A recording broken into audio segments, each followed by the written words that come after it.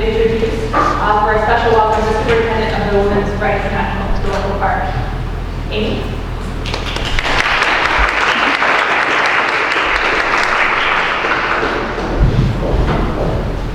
Good afternoon, everyone. My name is Amy Gonzalez. I'm the Superintendent of Women's Rights National Historical Park.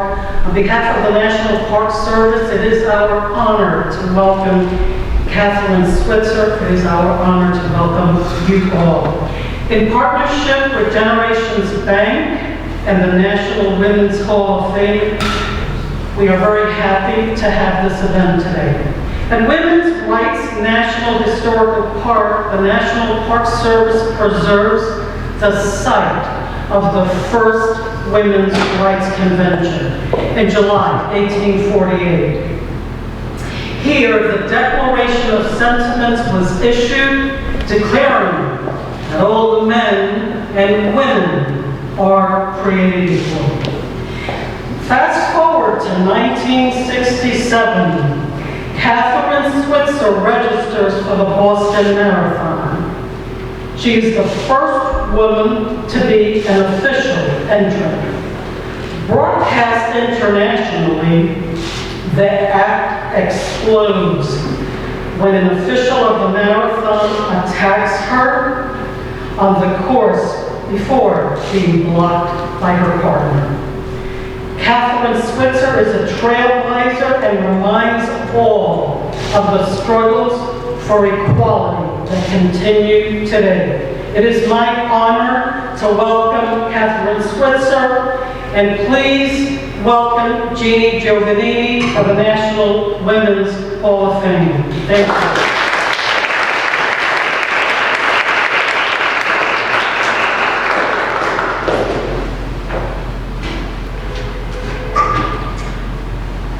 Jean Giovannini, President of the Board of the National Women's Hall of Fame.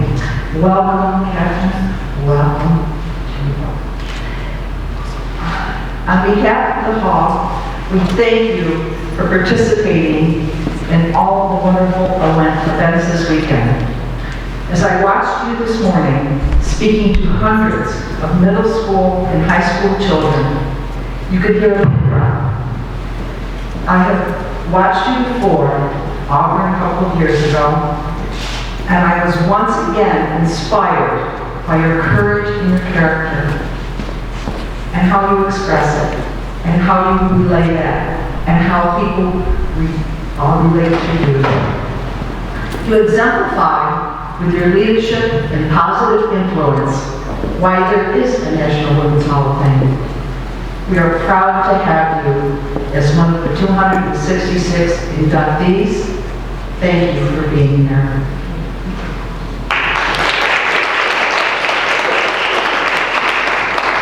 Menzo case, let me introduce Menzo. He is the president of Generations Bank and the sponsor, I think is the sponsor of the events this weekend.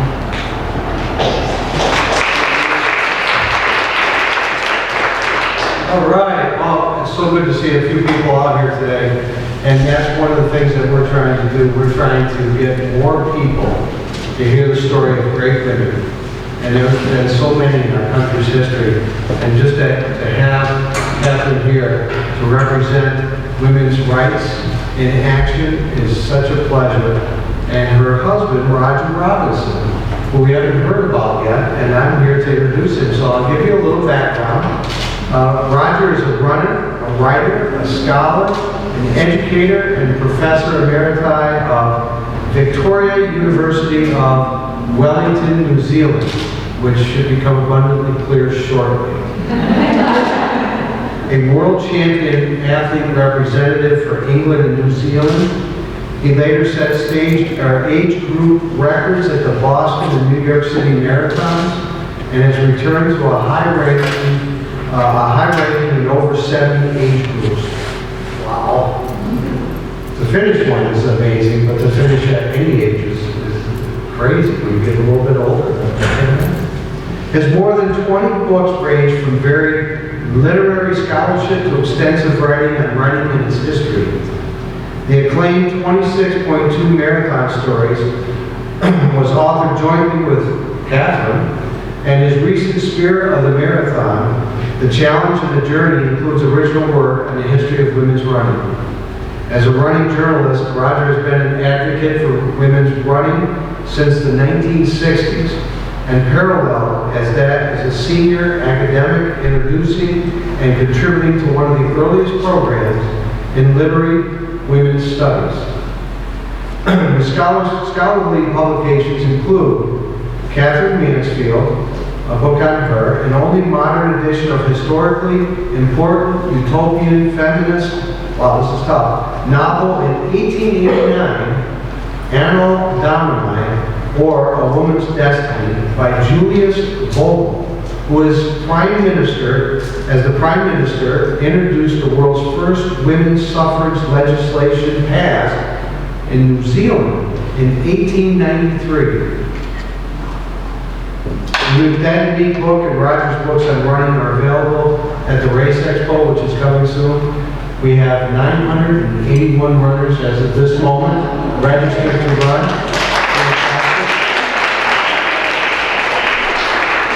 Next year, 4,000. So here we go. Roger.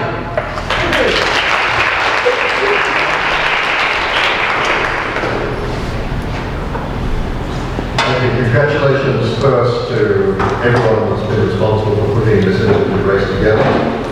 It's a great idea, a great place, and thank you for allowing me to run. I'm very tomorrow. And I also want to say, as a male and as a non-American born, as you can tell, what a privilege it is to talk in this hall, knowing its history. So it's really a very special day for me. I want to talk about 11 wretched women. That's the title. Well, my subtitle is The History of Fiction in Early Women's Running. Below us on the cinder path were 11 wretched women. 5 of whom dropped out before the finish, while 5 others collapsed before reaching the tape. That's the eyewitness report in the New York Evening Post about the women's 800 meters in the 1928 Olympic Games in Amsterdam, the race that other observers described as a massacre, with women fallen lower than in pagan Rome. It was the race where the, quote, terrible exhaustion, so many women who collapsed and fainted, caused the IOC to cut the 800 and all women's races longer than 100 meters from the Olympic program. The 200 was introduced in 1948, and the 800 not reintroduced until 1960. The distressing sight of those 11 wretched women in 1928 set back the development of women's distance running and all endurance sports by 40 years. The day's always been cited as a seminal moment in the history of running. Even people who strongly supported women's running, have accepted what reportedly happened, and they excused it. A hot day, or inexperience, or they were inadequate trained, or whatever. Other responses were more hostile and negative. Nature made women to bear children, and she cannot rid herself of the fact to the extent necessary for feats of extreme endurance, wrote a woman doctor to the London Times. The London Daily Mail had the headlines, "Women athletes collapse, fierce strain of Olympic race, sobbing girls," and warned that women would become prematurely old if they undertook feats of endurance. The London Times tutted about half a dozen prostate and obviously distressed forms lying around on the grass, and piously asked whether the sight may not warrant a complete condemnation of girls' athletic championships. So that concern that it was the extreme effort might harm women and it was inappropriate for them has seemed to be the prevailing view over the centuries. And before we rush to condemn, we just need to put it in context. And here's a story from New Zealand. One of the most famous figures in New Zealand history. So just to show how complex these questions are. One of the most famous figures in New Zealand history was Truby King, who was Director of Health, and he introduced a program called the Plunkett Society, which was providing mothers of all social classes with support in childbirth and in infant care.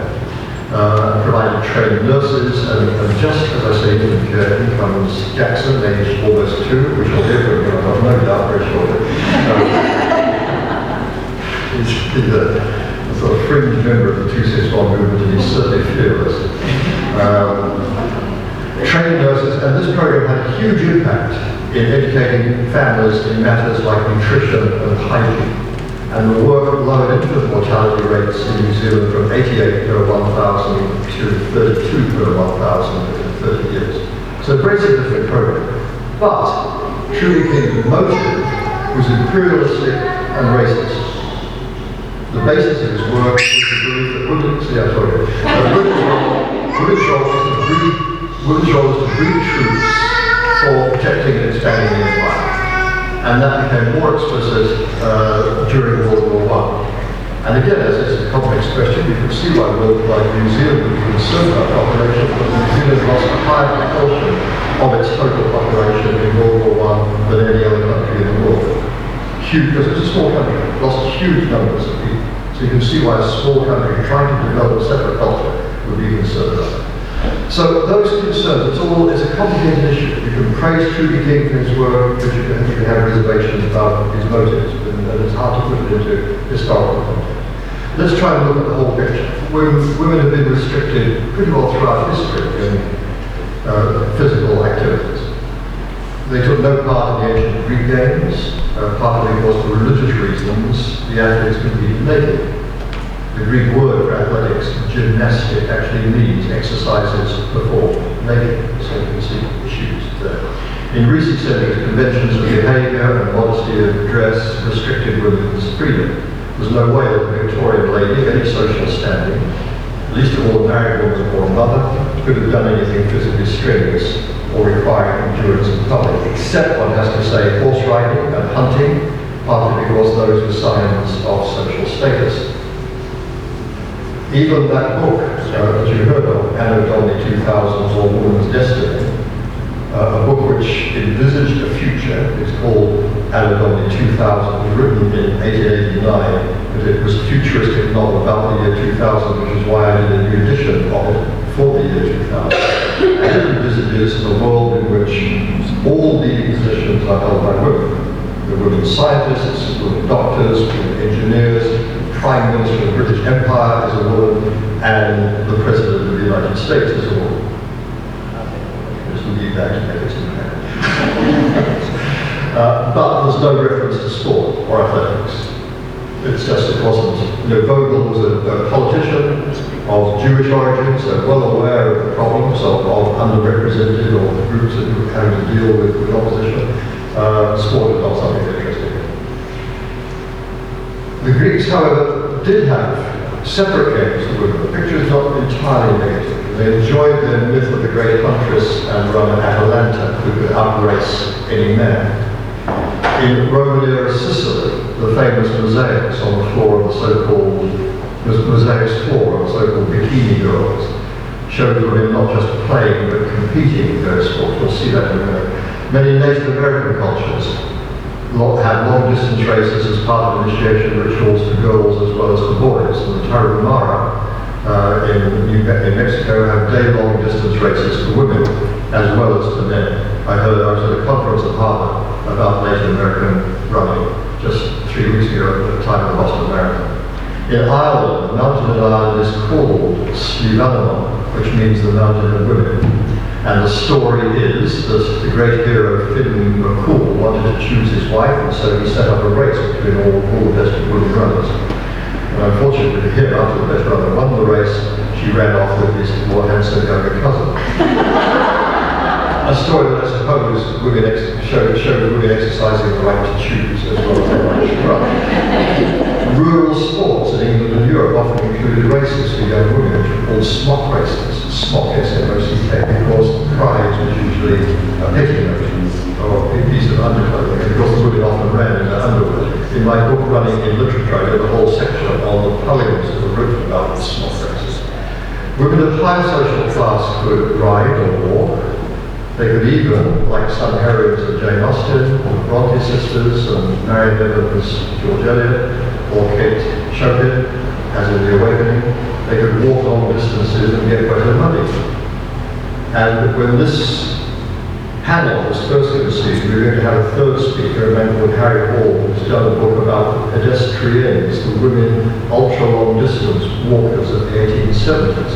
There was quite a craze for 24-hour races and 6-day races and things like that, mostly men, but some women did really well. There was one in New Zealand, for instance, I can go back there, because I got the work from that, called the Remarkable Mrs. Wiltshire.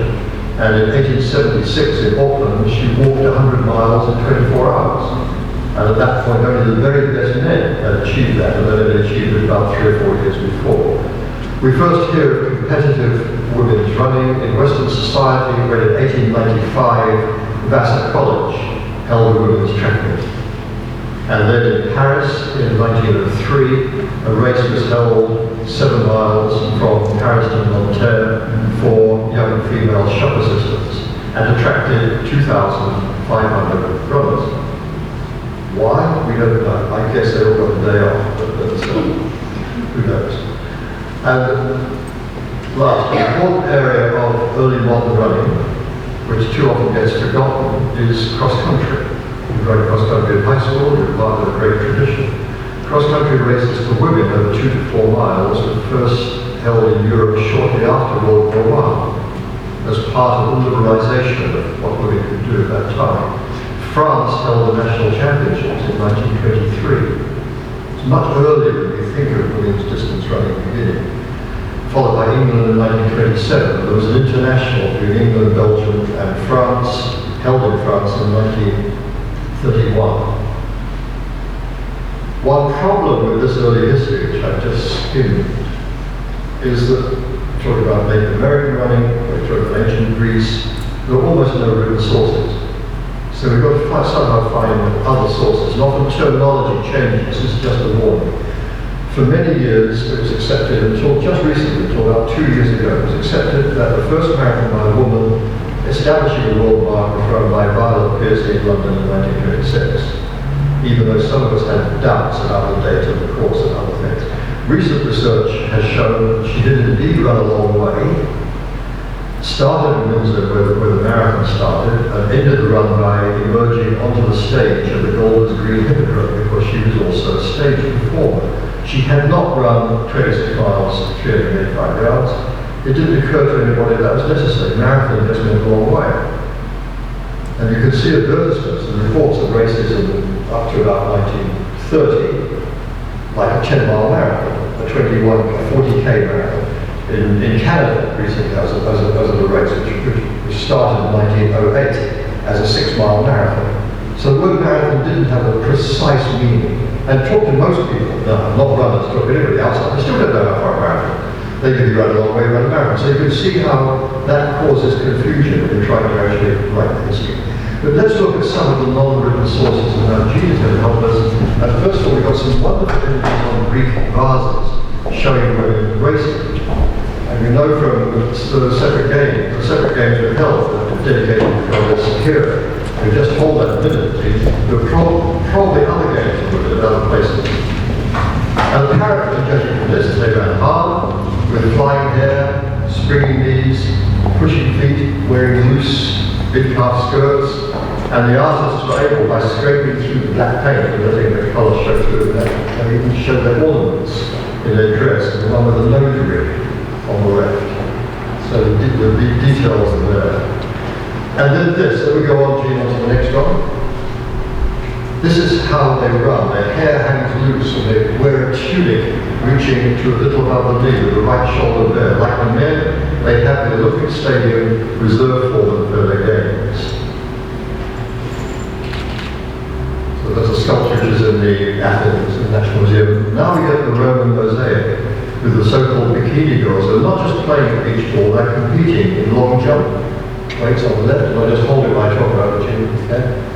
Discus, next one, running to the top right, and then the woman down the bottom was giving awards. Now we're into those village games. This is from Germany. This is called the so-called race of Cherkesses, and now we have modern cross-country. A picture from about 1923. Women. People didn't really believe women could do all. So go on to this, Steve, this is fine. Could do arduous things. Didn't really believe that sports was good for women. It was the traditional way of thinking that, we should be, raising children, taking care of the home, be the homemaker. The history of women and the fact that they were barred from distance races seems to go back to the 1928 Olympics, when after the 800-meter race, it was a very hot day, several of the women collapsed. They had cramps, they seemed sick, and the AAU officials were so aghast at what they had brought that they banned women from doing anything more than 200 meters. Now, just hold it for a moment, because I just want to talk about it for a minute. So that's, just hold it on that. In fact, this is a really good place to hold. So, you saw everything that people could see from the film, and you got the impression perhaps that a lot of them collapsed. Let's just look at what actually happened. This is the only footage which is available from the International Olympic Committee. We don't see the first two runners finish. You don't realize that. The film cuts in, and the first three runners all broke the existing world record. The film actually cuts in as a woman falls. She was actually in fourth place. She's a Canadian called Jenny Thompson, and she was trying to beat her teammate, Fanny or Bonnie Rosenfeld, another Canadian, for fourth place. And as they reached the line, she did what many, many runners do, and they still do in every race. She went forward and she fell over as she crossed the line. So we just see this happen. We just play through. This is now in slow motion.